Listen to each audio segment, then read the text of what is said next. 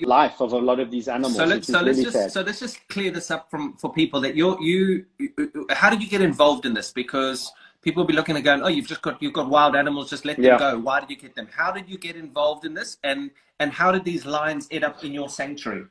Yeah, so that's a really good question. So rewind the clock back to 1998. Yep. I was a 22, 23-year-old young man, had a passion for animals since a young boy. And I had an opportunity to go to a lion park. And it was quite a well-known lion park in Johannesburg. And, I knew nothing about it, but I went there.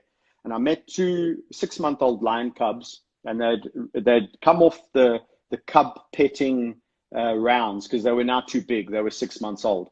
And these just two explain lions, the cub petting for people that go, what is cub petting? How can you just pet a lion?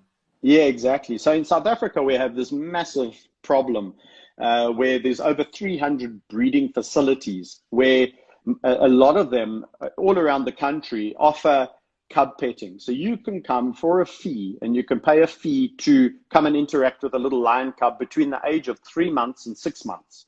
Okay, and get a photo with it, and you can do all of those kind of things. And then those lion cubs, when they get bigger, to say 6 to 8 to 12 months, these facilities do a walking kind of experience with them too, whereby there's a certain age limit, okay? Yeah. So then those lions grow up, and then they become a liability to a lot of places. So they get either sold on to a facility that facilitates hunting, or they get sold to breeding facilities that breed more lions for hunting. And even now, as you well know, there's also this lion bone trade, whereby lions are slaughtered for their bones and it's sold to Asia. Yeah. So this facility that I started working at, I fell in love with these 2 lion cubs, and I was completely smitten. And as you start to mature and as you start to evolve as a young man, and you got to remember, Kevin, back in 1998, social media didn't exist. No. The internet was in its infancy. We all didn't really know what this internet was about, and Google and nowadays at the touch of a button, you can basically get information about anything. Social media. I would never be having this conversation with you back in 1998, because firstly, you would have been inaccessible. I would never have ever been able to make contact with Kevin Pietersen. So social media has definitely enabled us to be able to get these messages out to broader audiences all around the world. So your lions that you started off with in 1998, you got a couple of them, and you got them from a lion park who was going to either sell them off to canned hunting, sell them off to whoever it is, but you thought, no, I've got a great relationship with these animals, I'm going to bring them up, because you can't release animals that have been hand reared into the wild. Is that right? Lions. Well, yeah. So there's many reasons why.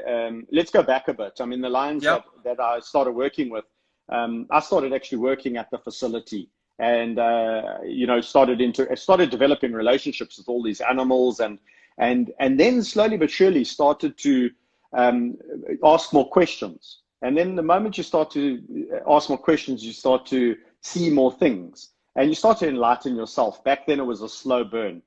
And what I quickly began to realize is that I was involved with something that I didn't really want to be involved with. However, I had forged bonds with these animals that I didn't want to turn my back on either.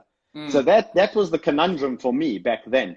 And yes, I mean, it took a long time, and there was benefits for me. And the other thing is that didn't have the resources back then to just say, hey, okay, well, I've seen the light of day here. Now I'm out of here. I'm going to take all my furry friends and go and set up my own establishment. It just wasn't as simple as that. So yeah, to get to the other question about releasing lions into the wild, captive bred lions and many of these facilities around South Africa, the original breeding stock had come from circuses that had lions from abroad, from the UK. So the Chipperfield Circus had lions that were originally imported back into South Africa to start these parks. So the genetics, number one, of these animals is not known. I mean, a lot of these animals are really badly inbred because there's no concern for a pedigree. That wasn't the purpose of the business. Never has been.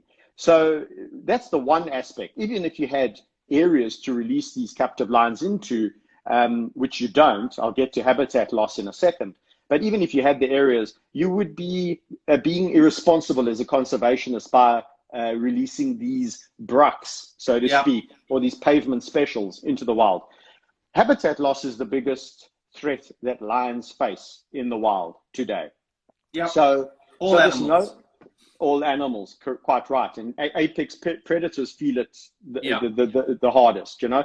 So what I always say to people is there's like this romantic notion of freeing up the 10 to 12,000 captive lions, 10 to 12,000 in captivity in South Africa. This romantic notion of freeing them all is just a pipe dream. It's not going to happen, guys. So realize that. In South Africa, our lion population, believe it or not, is actually stable, if not on the increase. It's a very different model in South Africa as it is to all the other countries in Africa where they don't have these managed fenced reserves. You know, our reserve, our model has always been to kind of fence the animals from the people and the people from the animals. Now, in other parts of Africa, like Tanzania and Kenya, we're having a conflict with a burgeoning human population. And that is what is happening to the lion populations there. They're coming more and more into conflict with humans, and they meet their demise because, you know, lions are never going to win over humans. So, you know, conflict with cattle, there's preemptive killings, there's reactive killings to the lions killing their cattle. There's decreased meat due to the bushmeat trade. So that's also an impact. Sure, in certain areas, there's also very poorly managed trophy hunting. That is a threat to wild lions. It's not the biggest threat, which a lot of people like to believe. So yeah. How can a human be a part of a pride?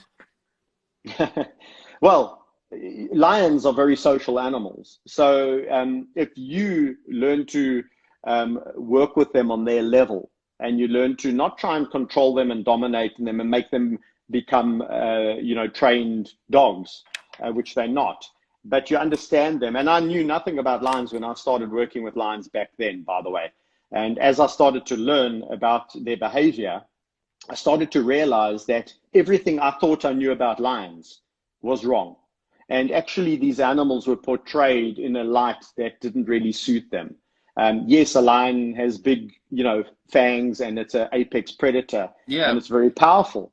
But lions have an immense ability to recognize and to be affectionate for those who grow up in their groups, especially when they're young. So they have this huge affinity when they're young, and that's what people exploit, that niceness of lions when they are younger. But when they get older, and they're very set in their ways, they're kind of like humans. You know, when we get to a certain age, we're like, I don't like that guy. You know, but surely, I don't like that guy. And if we have a little bit of a hissy fit and we lash out once, one little lash out's taking that head of yours right off, surely. No, it's not like that at all. You know, otherwise 22 years down the line, I wouldn't be talking to you. And interacting with lions on a daily basis, I wouldn't be talking to you. So that is a misconception, that when a lion has a bad mood day, he's just going to kill you. It doesn't happen like that. And their relationships with you, just like with people, they in fact, I said to somebody the other day, quite surprisingly, they were surprised to hear this, that the lions pick up when I'm in a bad mood. And if I'm in a bad mood and I walk into that enclosure or that area where the lions are, they stay there, hell away from Kevin. Really? And they absolutely, they pick up. This is the thing that I'm trying to get through to the world, is that they're not just this on and off switch. A lion is an animal that has a lot more going on in its head. And if you knew lions the way I know them, you wouldn't be happy to see lions just being kept in enclosures. It kills me to see lions just being kept in enclosures. I'm sorry. And that's why I made a decision many years back.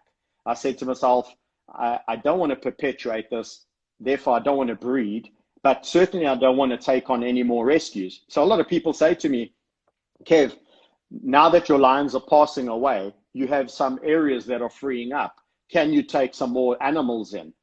Help all the lions in South Africa that are destined for these slaughter farms. And I'm like, I don't want to do that, guys. I think my time with keeping lions in cages is over. It's coming to an end. And when I close that chapter, I'll be a happy man. I'll be like you, and I'll go on to something else. You know what's been your worst injury? You must have had some. Don't talk shit. Don't sit here and say, no lions bitten me, no lions scratched me. You know, I'm telling you, Kev, the worst injury I've had from a lion, not from a hyena. Hyenas have put me in hospital many times through bites.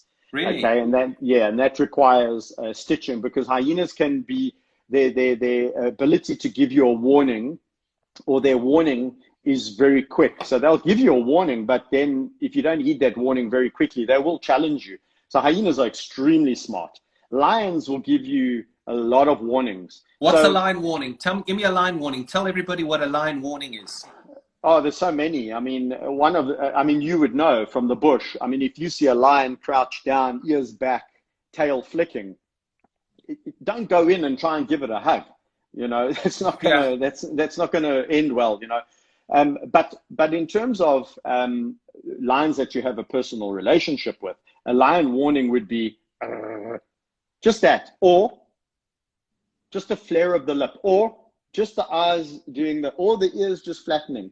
So all these little, just little subtle signs, and you heed that warning, and you say, thank you for the warning.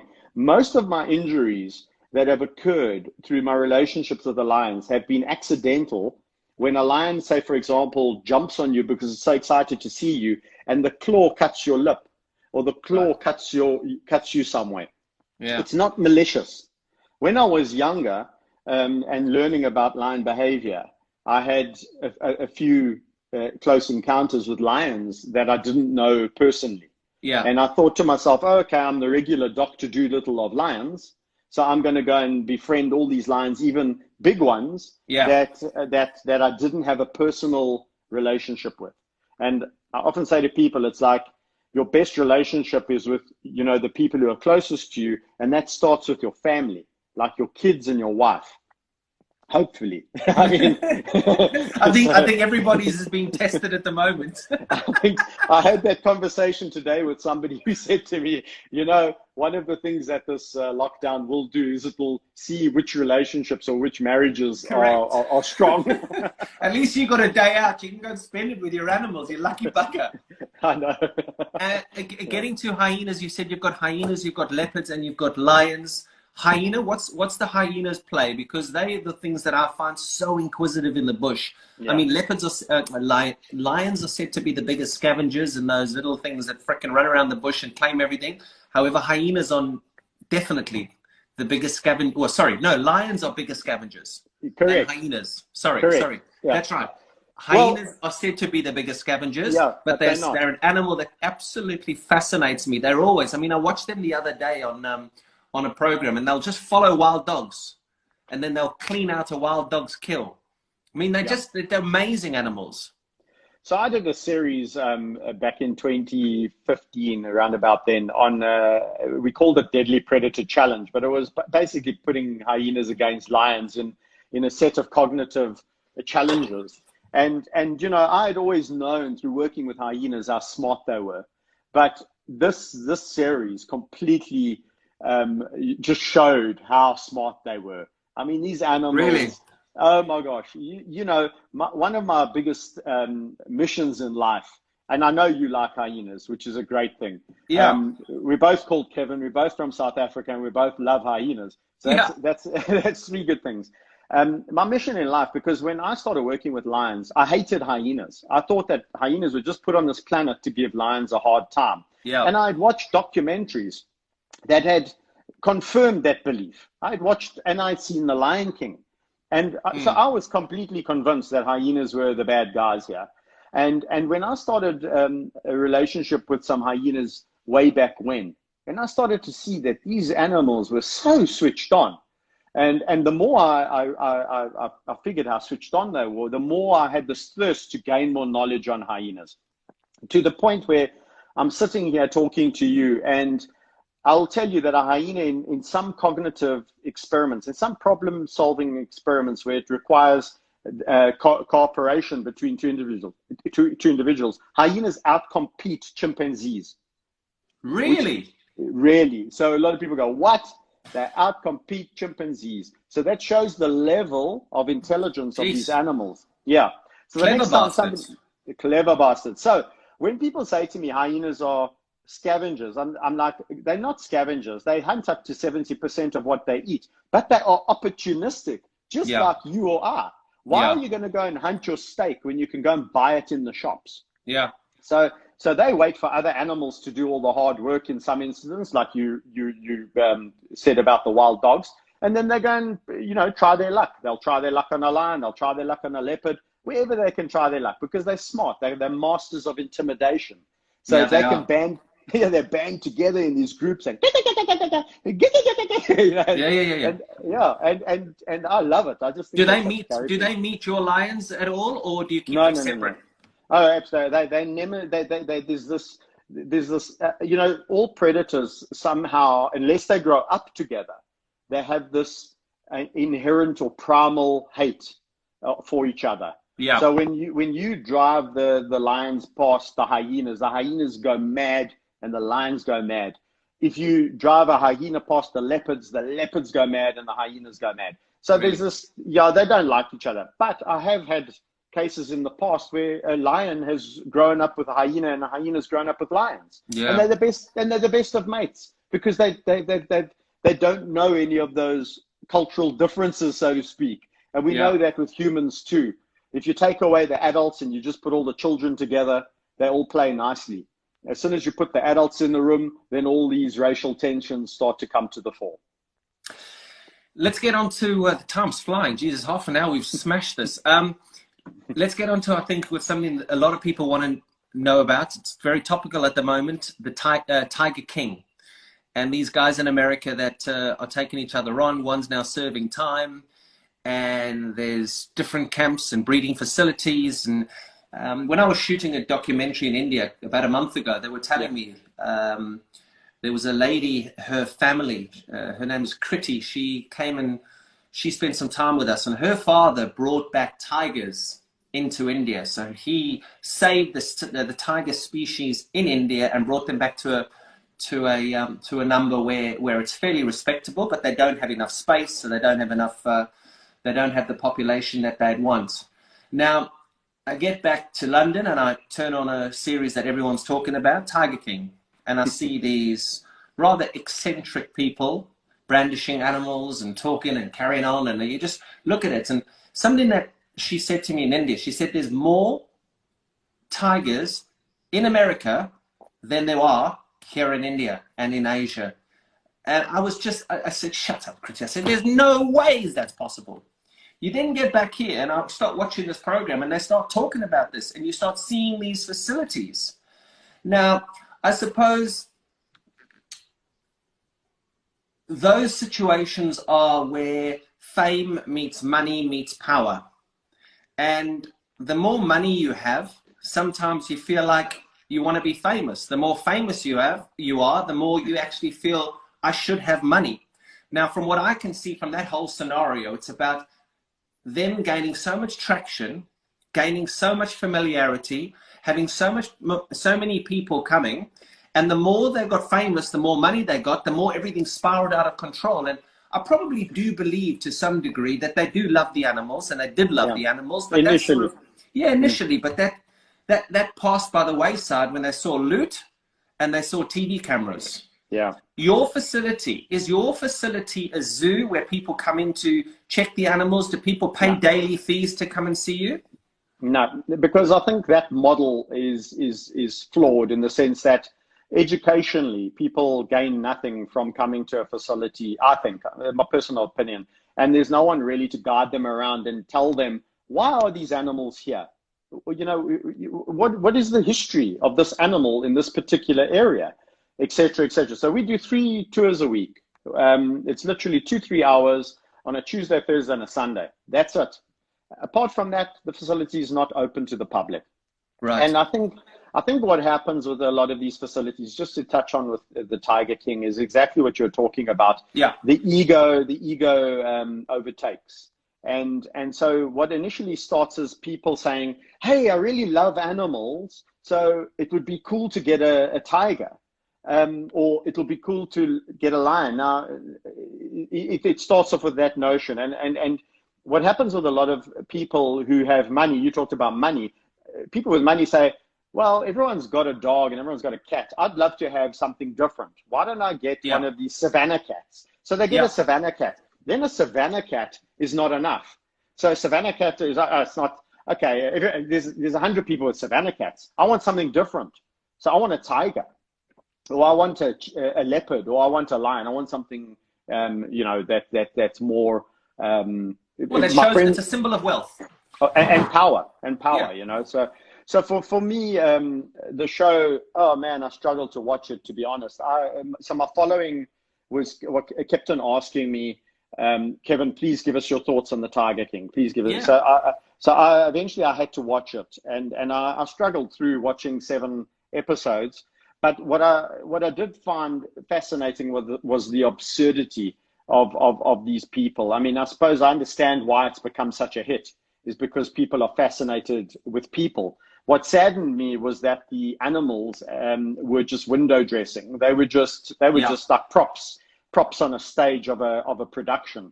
Yeah. And so where they missed the trick was highlighting the cruelty and the animal abuse that's going on in these facilities in America. And I mean, I don't know what the number is, but they say it's between 5,000 and 10,000 tigers. How can it be between 5 and 10? That's a huge between. You know what I'm saying? Yeah. I mean, it's so it's like in South Africa, they say there's between 8,000 and 12,000 lions in captivity from these breeding facilities. And I'm going, well, there's 4,000 lions missing somewhere. If it's 8 or 12, that's scary. It should be a case of just saying to the authorities, how many animals are there? Because it should all be permitted. But in America, there's 4 states in America. I was absolutely horrified. Wisconsin, Alabama, North Carolina, and one other, I think it's Oklahoma, or one other state. You don't even need a permit to keep an exotic cat, a big cat. Don't need a permit. Yeah. And in the other states, which I found fascinating, was the fact that even the permit conditions that you needed to keep a tiger weren't even that stringent. So it's no surprise that they have a problem of that amount of tigers in captivity. But the sad reality, and I must emphasize this, is the conditions in which the animals are being kept. And then this glorification of these people. They almost made into these docu, I don't know. Well, it's a docu-series, and I mean, it's disgusting, because now this guy's apparently enjoying such a famous lifestyle in prison where he is at the moment for getting up to all the shenanigans that he's got himself into. Do you need permits? Have you got permits for your animals? Is that how it is? What is the difference between America, where those guys have got tigers, and you and your lions? Yeah, so South Africa is quite strict in what we call threatened or protected species, and the threatened or protected species lion would fall into that. So there is stringent permitting. However, it differs from province to province. So the province that I'm in is actually quite stringent and quite good. But then there's other provinces where these guys are getting away with murder, so to speak. And that's the problem in South Africa, is that there's no uniformity between the national norms and regulations. I think, South Africa needs to really tighten up on how these animals are kept too. We are not, in many respects, too different to what you saw on Tiger King in Netflix. It is a horror show in some of the places. Really? So there are places in South Africa that are exploiting their animals and just making money. It's just a vicious cycle of money. Oh, yes. So that is one thing that I've been speaking quite loudly against for many, many years. and having this opportunity again to speak to you and your audience is wonderful, because we could yet again highlight the problem with coming to South Africa and going to a facility where you can interact with a lion cub. In South Africa, get this, actually, you don't need a permit to keep what we call exotic big cats like tiger. So you don't need a permit. You need a permit to keep a lion. You don't need a permit to keep a tiger. You need a permit to move a tiger, not to keep a tiger. So what a lot of these people do is they say, I woke up in the morning and there was a tiger dropped on my doorstep in a box. What was I to do? I kept it. And here it is in my back garden. Yeah, because that often happens, doesn't it? I mean, regularly we get tigers dropped off here. and that, you would be surprised, Kevin. I mean, you know South Africa, but in Johannesburg, in Bryanston, there are tigers being kept illegally, okay, or legally, whichever way you want to look at it, in people's back gardens. Shut up. In people's back gardens, yeah. We just had, about 2 weeks ago, tigers. We had a tiger on the loose in Benoni, in South Africa, in Benoni. You could believe it, it's Benoni. No, listen, I was going to say there's plenty of tigers running around Benoni every day. Yeah. Yeah. So anyway, but this is the, jokes aside, this is the serious problem with, and I know you are quite friendly with Lord Ashcroft, and I believe you interviewed him the other day, but you know, he did this expose in South Africa. Yeah. And he was exposing the tiger slaughterhouse, not tiger, the lion slaughterhouses. The lion slaughterhouses. Correct, for their bones to be sent to the Far East. Yeah. And he exposed a particular farm called Vachabiki in the Free State. Now, in the Free State, it's one of the places that's notorious for breeding lion and other animals. Why doesn't the government in South Africa do something about it? Because I tweeted your health minister today. I forget his name, Zweli somebody. Mkhize, yeah. Yeah, Zweli Mkhize. And he said he tweeted something the other day about the fact that we know where the coronavirus has come from. So, well, you know where the coronavirus has come from? It's wet markets. Yes, wet markets, but pangolins. Where are those pangolins coming from? How many pangolins are left in the wild in Africa? What's happening to the rhino in Africa? What's happening, like Lord Ashcroft is unraveling, with the lion bone trade? Why doesn't the South African government do something about the illegal wildlife trade? Because I know exactly what they do. They do fuck all. Compared to what they're supposed to do, they do nothing. Well, the rhino is getting cleaned out. Yeah. The lions, there's lion farms everywhere, and I think Lord Ashcroft is bringing something out very, very soon, which is going to be very damaging for a lot of those places. Yeah. And it's. I mean, you've got ministers in government talking about it. Why don't they do something about it?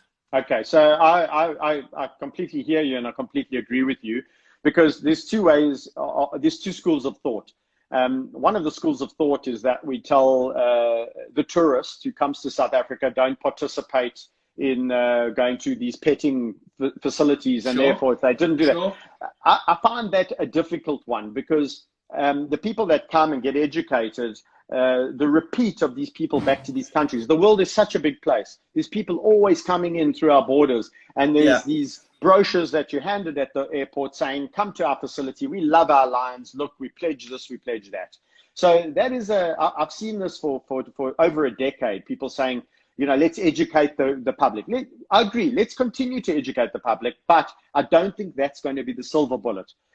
Legislation change is the only thing that's going to stop this from happening. Absolutely. But your question is, why doesn't legislation change? Because there's no appetite for it to change, because inherently they don't see anything wrong with exploiting the animals for monetary gain. That I'll tell you, my belief is why it hasn't changed, because we can see when the government wants to do something, as in lock down the country due to coronavirus, it's done like that. With a swipe of a wand, the country's locked down in 3 days. So if there was an appetite to stop the lion bone trade, to stop canned hunting, to stop cub petting and irresponsible breeding of these predators, it would have been done 2 decades ago. It hasn't happened because I don't think there's this appetite to change that. I think what the government perhaps sees is that it encourages tourism, It encourages, it's supporting jobs. Maybe the government's making loot out of it. Well, and that's what I just said. I mean, it's absolutely, it's a money-driven thing. There's jobs, there's tourism. It's a multi-billion-dollar industry. So, you know, if you don't really care that much about the lion, because then we could say, well, what about, you know, feedlots? And what about chicken farms? And what about piggeries? And what about all these other places where animals are being treated atrociously and then just slaughtered? Yeah. We're going down a rabbit hole. So what we need to do is we need to kind of put pressure, I think, on government to say that this is it's antiquated and people don't want to associate with it. Put enough pressure, and then maybe there'll be a folding. And I think when you talk about Africa and South Africa closing its doors now, I mean, I'm from South Africa and I know what's happening there. I speak to my mates and my family every single day, and I mean, goodness knows what would happen. I mean, I can't even get into South Africa if something happened to any of my family while in South Africa now. So when you have a look at that, you think about the root of the evil and find out exactly where it came from and what's caused this global crisis. Surely this has to be enough for conservationists, for people like yourself, to be able to put pressure on the government to say, guys, we probably need to assist those people that are working in these national parks, saving these animals. A lot of these people used to just be people that loved the bush. They're conservationists. They wanted to make sure the vegetation was right. They wanted to make sure that they did the fire breaks. They were just counting species. They're now walking around the Kruger National Park or a lot of these private game reserves, which massive guns, and they're in a full-on war. Now, when you've got people like that, who I feel incredibly sorry for, who I'm quite close to lots of them, when their lives are in danger because they're protecting the animals that they're protecting are getting fleeced, they're then ending up in China or wherever they're ending up. This has then caused a global crisis where people are losing their jobs, people are committing suicide, people don't know what to do when they wake up the next day.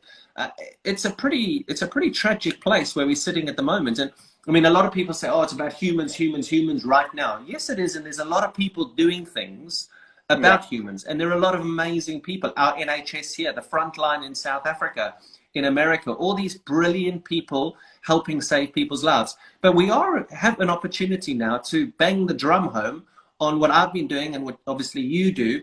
For the last 7 years, I've been smacking the drum about the illegal wildlife trade. I mean, this has caused this garbage. It's done it before with SARS, HIV, all of these.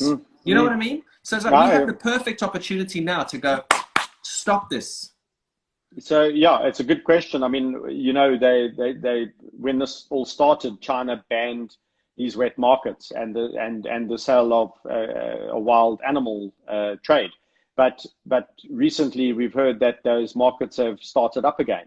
Yeah, and it's business as usual. The only difference being is that now there's no cell phones allowed to record undercover footage of what's going on.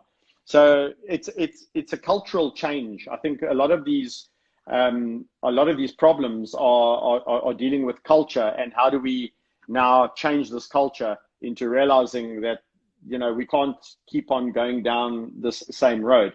It's a difficult one. I think if we had if there was easy solutions, it would have already transpired. So you quite rightly say it's a frustration, it's a war, and the more I get to know about what's going on, the more helpless I feel. I felt like 15, 20 years ago when I knew absolutely nothing.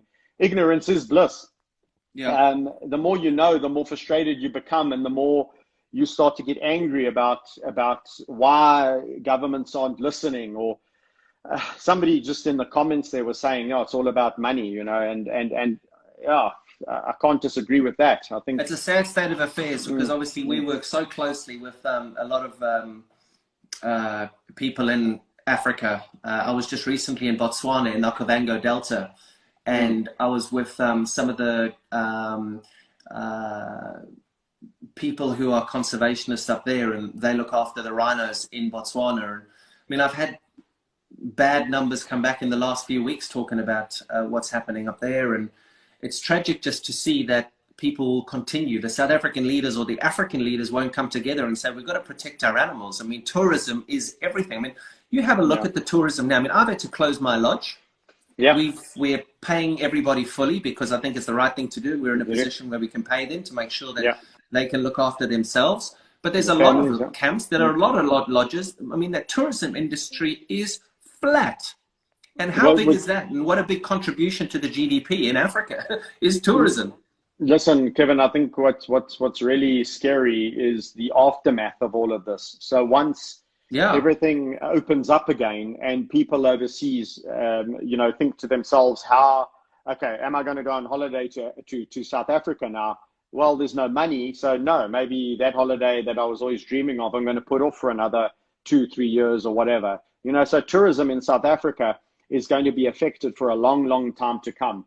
I know personally many people in tourism, tour guides, tour operators, lodges, many people personally, and they're going, Kevin, if things don't change drastically in the next month, we are going under. Yeah, this is the sad reality. That's all the world around. That's all the world around. But 100%.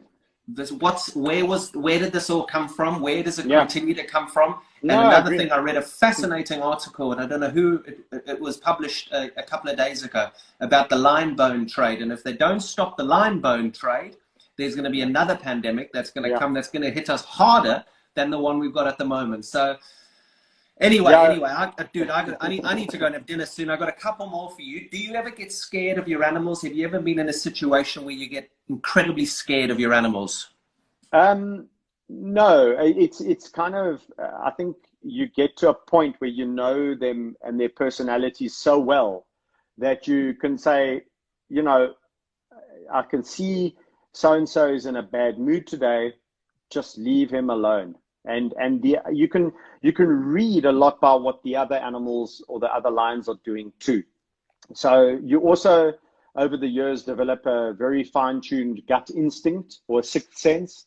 And so you definitely are paying attention to all of those things. So I don't think the right word is scared, but I think the right word is respectful. And I think as soon as you have this respect for them, and I must say, back in my youth, when I was younger, I approached working with the lions very differently, like I do now, because I was a young guy and I was kind of like happy-go-lucky, and you know, I can conquer the world. You know how a young testosterone-filled lighty is, you know, and you can relate to that because I know you were like that, and you know, so you change, and we change for the better. I hope we change for the better. You know, over the last 2 decades, I've really changed my approach as to how I work with the animals and how I look at them and how I perceive them, and I think that puts you in a good place working with them. And I mean, it's a horrible question, but it's pertinent because Steve Irwin, working with animals the way that he worked with animals all over the world, and unfortunately he came to the end with everything. Do you worry? Is there any fear inside of you that things one day, one of these hyenas or one of my lions are just going to go, good night? Again, Kevin, I mean, over 2 decades of working with them, if I had if that had have entered into my mind, I think it would have happened over a decade ago. You know, so we all realize, I always use this analogy, you know, when you hop into your car every day, if I had to ask you, Kevin, do you realize that this car is a very dangerous thing and you could die in this car? You would answer me, Kev, yeah, I do realize that a car can be lethal. But I don't think about it every day when I get into my car, because if I did that, I wouldn't get into my car every day. Yeah. When I look at the statistics of how many people die on the roads every day in South Africa, you should be pooping in your pants getting into your car in South Africa and driving on our roads. But you don't. You get into your car. But people don't. But hold on. Driving a car is not the same as walking around with lions, brother. Walking around with lions, knowing them the way I do, is safer than getting in your car. Maybe. Maybe. And you know what? The other thing, I laughed at somebody the other day. I was saying, you know, and all of you guys were saying that lions were so dangerous, but actually it's people. I'm scared of people now. You know, I don't want to contract coronavirus. So I'm like terrified of people. Don't blame me. Get back to your animals. Yeah. I suppose the final thing that we're going to leave this on is it has been a chat about captive animals, captivity, the way that you've got into it, the way that you've progressed over the last couple of years. And I mean, 22 years now you've been doing this. Yeah. I think it's important for people to know that you're not breeding animals, Yeah. and that when your last animal leaves you, that'll be the time that you close up your gates and say, you did something for the animals that you rescued.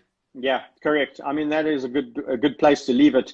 The sanctuary, people ask me, well, what would happen to all those expensive areas that have been built? And I've been in conversation with many wildlife vets and rehabilitation places that would see a need to utilize those facilities only for animals that would come in there temporarily to be released back to the wild. So the condition of an animal entering into that enclosure would be that it is rehabilitated and released. If it's an animal that cannot be released, I wouldn't want them at my place. That's the mandate. Because we really don't want to. My foundation, I set up a foundation 2 years ago, and the mandate is to see this come to an end, hopefully to see canned lion hunting come to an end and the cub petting industry, but to see my lions live out their lives to the best that we can give to them. And then that's it. Close chapter, open new chapter, and hopefully do more things for good lions, for wild lions, and do more good for, lions in the wild. How can people support you, buddy? So we have, as I say, found Kevin Richardson Foundation. So you can go and look that up on the website, kevinrichardsonfoundation.org, and go and look at what we aim to achieve and what we do. And that's how they can support. Or the other way to support is just, go on Instagram, look at what we do, spread the message, tell 1 million of your closest friends not to come to South Africa and pet lions. Follow the YouTube channel, Lion Whisperer TV, all of those kind of things, all help. Wicked, buddy. Good on you, mate. Well, yeah, I wish you well. Thanks so much for everything that you do. And it's been a lovely chat. I think I've seen a lot of the messages flying up here. There's been millions. I mean, Kevin, you're so handsome, and I don't know whether they're talking to me or you. No. They're saying, that's for you. Are you bald? I'm not bald. I've just had a dodgy haircut. There's no barbers around. I'm not sponsored by Diet Coke, no. So I was just very thirsty. Very informative. Informative product placement. Yeah, product. I mean, goodness gracious. I mean, how bad is it? I can't even drink a Diet Coke. Oh, there she goes. But brother, thanks so much. We'll keep in touch, and I'll catch you when I come to South Africa. Hopefully all this blows over. You stay safe in South Africa, and the family, look after yourself, and wicked. Yeah. Thanks, Kev. All the best. Good on you, brother. Catch you, mate. Okay. Bye. Bye.